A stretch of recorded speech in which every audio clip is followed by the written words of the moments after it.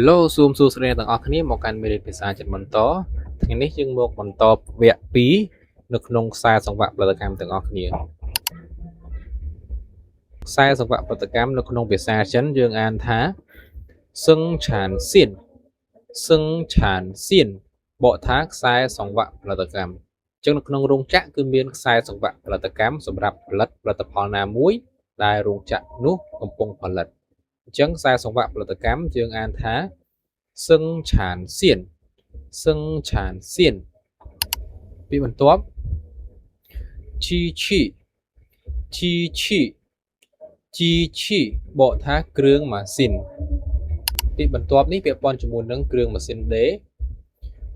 ម៉ាស៊ីនបញ្ចូលមួយនៅក្នុងរោងចក្រកាបូបភាគច្រើនគឺយើងមានប្រើម៉ាស៊ីនបញ្ចូលមួយច្រើនយើងអានថាភីងឈើភីងឈើភីងឈើម៉ាស៊ីនបញ្ចូលមួយពីបន្ទាប់នេះម៉ាស៊ីនកុំព្យូទ័រឬក៏ម៉ាស៊ីនអូតូដែលរោងចក្រខ្លះហៅថាម៉ាស៊ីនអូតូរោងចក្រខ្លះទៀតហៅម៉ាស៊ីនកុំព្យូទ័រដោយរូបភាពបង្ហាញនេះអញ្ចឹងនៅក្នុងភាសាចិនយើងអានថាទៀនណៅឈើទៀនណៅឈើទៀនណៅឈើ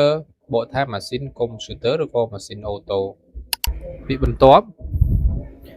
កោឈើកោឈើបកថាម៉ាស៊ីនក្បាលសេះឬក៏ម៉ាស៊ីនខ្ពស់រោងចក្រខ្លះដូចមានរូបភាពខាងលើអញ្ចឹងអាចនឹងហៅខុសគ្នាក៏តែជាទូទៅអាចថាភាគរយច្រើនយើងអានថាម៉ាស៊ីនក្បាលសេះជាភាសាខ្មែរជាភាសាចិនគឺកោឈើកោឈើកោមួយពាក្យនេះបកថាខ្ពស់កោឈើអញ្ចឹងម៉ាស៊ីនហ្នឹងបើមើលរូបភាពទៅគឺវាខ្ពស់មែនអញ្ចឹងនៅក្នុងភាសាខ្មែរយើងក្នុងបរិបទរោងចក្រយើងតែងតែហៅថាម៉ាស៊ីនក្បាលសេះដូចមានរូបភាពនេះបញ្ជាក់អញ្ចឹងពេលអញ្ចឹងនៅក្នុងរោងចក្រមុននឹងផលិតតែងតែមានវត្ថុធាតុដើមមុននឹងបានជាសម្ភារៈអីមួយតែងតែមានវត្ថុធាតុដើមរបស់វាអញ្ចឹងវត្ថុធាតុដើមនៅក្នុងភាសាចិនយើងអានថាឆាយលាវឆាយលាវឆាយលាវបកថាវត្ថុធាតុដើមបន្ទាប់មកទៀត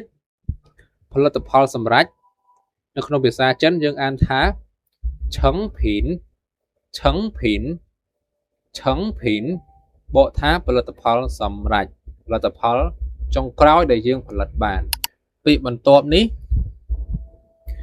គឺផលិតផលពាក់កណ្ដាលសម្រាប់ក្នុងភាសាចិនយើងអានថាប៉ាន់ឆឹងភីនប៉ាន់ឆឹងភីនប៉ាន់ឆឹងភីនបកថាផលិតផលពាក់កណ្ដាលសម្រាប់